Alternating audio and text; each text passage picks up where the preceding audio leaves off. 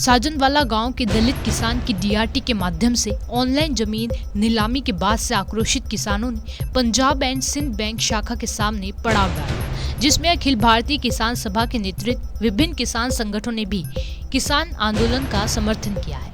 किसान सभा के जिला प्रवक्ता कॉमरेड रविंद्र तरखान ने कहा कि डीआरटी द्वारा की गई ऑनलाइन जमीन नीलामी के बाद रजिस्ट्री व इंतकाल दर्ज कर दलित किसान का मालिकाना हक उससे छीन लिया गया है, जबकि ऑनलाइन नीलामी प्रक्रिया में नियमों को ताक पर रखा गया है। उसी को आधार बनाकर हमने किसान को पुनः मालिकाना हक दिलाने, डीआरटी से कृषि ऋण को बाहर करने व जिले भर में ऑनलाइन नीलामी की सभी कार्यवाहियों पर रोक लगाने की मांग की गई।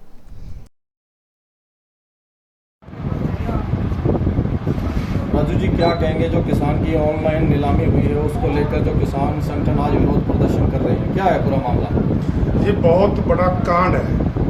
यानी कि एक कैशियर पंजाब बैंक में काम कर रहा है, उसने अपनी जाति का फायदा उठाते हुए एक एससी समाज के जो उसने केसीसी बनवाई थी उसके ऊपर 9,40,000 का 40 लाख बना लिया और बाद में डीआरटी कोर्ट के थ्रू नीलामी कर दी और नियम फॉलो नहीं किए गए। जबकि ऑप्शन होती है, ऑप्शन में कम से कम 2 आदमी होने चाहिए, दूसरा भी आज नहीं था बोली वाला। और इस साथी ने जो 19 बीघा जमीन डीएलसी से भी कम रेट पर खरीद कर एक बहुत बड़ा गबन किया और एक पूरे परिवार की उम्मीदें, परिवार की रोजी रोटी, परिवार का भविष्य, परिवार का खाने का कुकर्म किया है।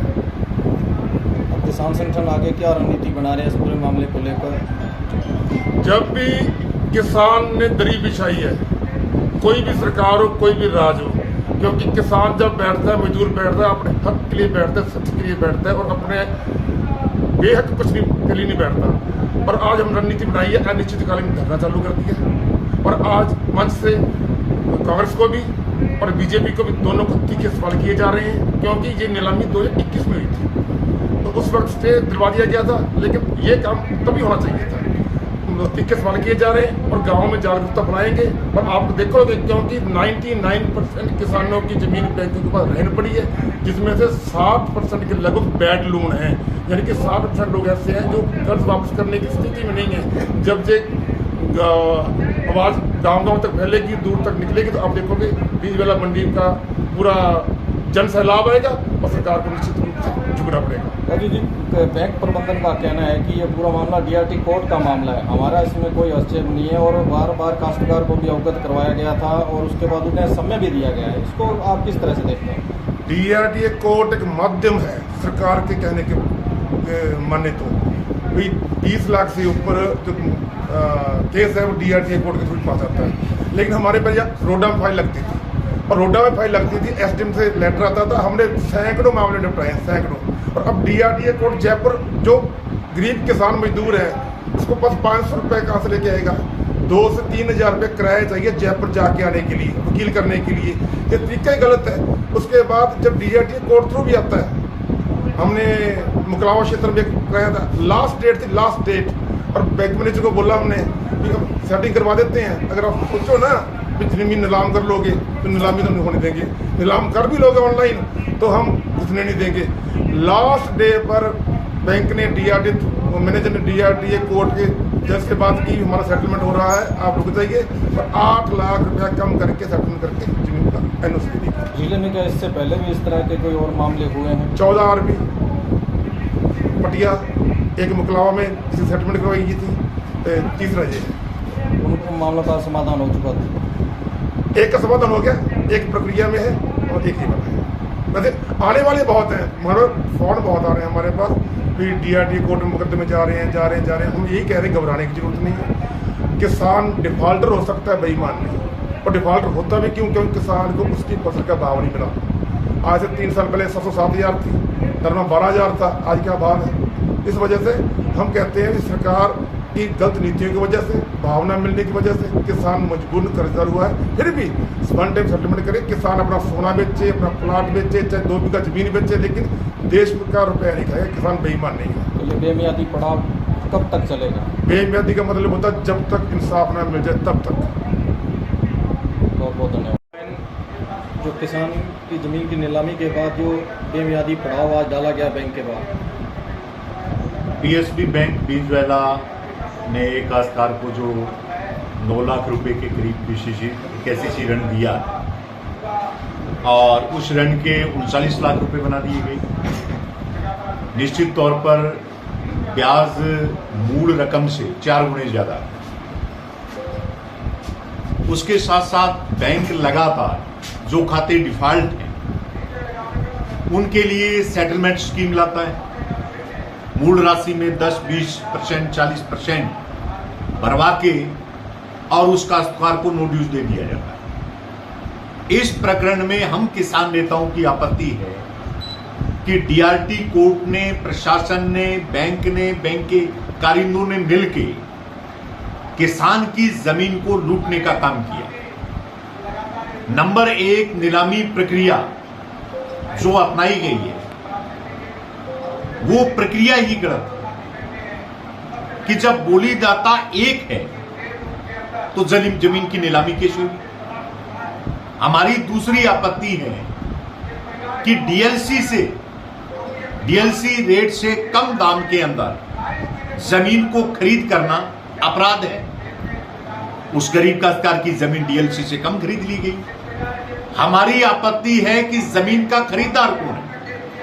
जमीन का खरीदार इसी बैंक के क्रमी के ससुराल पक्ष है जिसने जमीन है वो खरीद की। हम तमाम किसान संगठनों ने आज PSB के सामने ये अनिश्चितकालीन धरना शुरू किया है।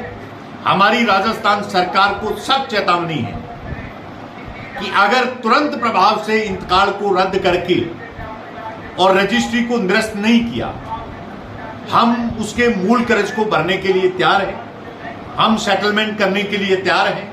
अगर उसके बाद भी सरकार जरूरत करती है कि जमीन में जाएगी तो किसी सूरत के अंदर उस जमीन में हम घुसने नहीं देंगे, कब्जा नहीं देंगे, हम उस पीड़ित परिवार के साथ रहेंगे। दूसरा हमारा कहना है कि इस गंगानगर जिले में ऐसे हजारों बैंकों के सामने प्रकरण है जिनमें गलत ब्याज लगने से वो कर्मियों द्वारा स्टेटमेंट तक काश्तकार को नहीं दिया जाता क्योंकि उसका ओवरड्यू हो गया तो बेचारा जब कभी बैंक में आता है डरता तो उसको स्टेटमेंट तक नहीं देता और उसमें इतने गलत चार्जेस लगते हैं कि वो काश्तकार किसी भी सूरत के अंदर उसको चुकता नहीं कर पाता। इसलिए आज ये हमारा विरोध प्रदर्शन शुरू हो गया है। इस जमीन को वापस दिलाने तक ये लड़ाई हमारी जारी रहेगी। मान साहब, आप क्या कहेंगे इस मुद्दे को लेकर? जिस तरह हमारे साथी ने बात बताई है, हमारा उद्देश्य ये है किसान को फसल पर MSP नहीं मिल रहा और उसको ज़मीन पर जो MSP है वो भी नहीं मिल रही, क्योंकि ज़मीन की MSP जो DLC रेट होता है वो DLC उसको नहीं मिली। अगर सरकार ने बेचनी है तो मिनिमम जो रेट है वो DLC है और उस पर अगर सरकार नीलामी करती तो बात समझ में आती, लेकिन सरकार ने और बैंक ने मिलकर क्या किया, उसी बैंक के कर्मचारी को ये ज़मीन कौड़ियों में भाव में दे दी। और हमारा सभी किसानों का ये विरोध है कि अगर ऐसा और भी प्रकरण है कोई तो किसान साथियों या किसान लीडरों से मिलकर बैठ के बात तय की जाए। जिस तरह शोपति जी ने कहा, बहुत सारे किसान हैं जिनके ऊपर कर्जा है 10 लाख, 15 लाख, 18 लाख और वो देने को भी तैयार है और सेटलमेंट भी हो जाता है। किसान 80% भी देता है कई जगह, कई बार मूल राशि भी हो जाता है। अगर अडानी और अंबानी जैसे लोगों के लाखों करोड़ रुपए कर्जे माफ़ हो सकते हैं तो क्या किसान सर बैठकर सेटलमेंट नहीं हो सकती? तो ये सरकार की जो नीति है उस नीति के खिलाफ है। और जब तक राम रख जो किसान है जिसकी ज़मीन की लूट हुई है, जब तक इंतकाल में उसका नाम नहीं चढ़ेगा तब तक ये हमारा आंदोलन जारी रहेगा। ये एक 27 ML के अंदर किसान है, राम रख दलित किसान है, उसकी ज़मीन PSB बैंक से जो KCC लोन रेट रखा था उसको नीलाम किया गया है और DRT के माध्यम से नीलामी हुई। नीलामी पूरी तरीके से अवैध है क्योंकि उसमें नीलामी के नियमों का पालन नहीं किया गया। DLC रेट से भी उसको कम पे उसकी नीलामी की गई है। हमारा ये विरोध है और इसके साथ साथ हमारी जो लड़ाई है वो केवल PSB बैंक से नहीं है, राजस्थान की सरकार से, केंद्र की सरकार से है कि DRT को ला के जो खेती से लोगों को वंचित कर रहे हैं हम उनके खिलाफ लड़ रहे हैं। और हमारी मांग जो 3 मांगे हमने प्रमुखता से इसमें उठाई हैं।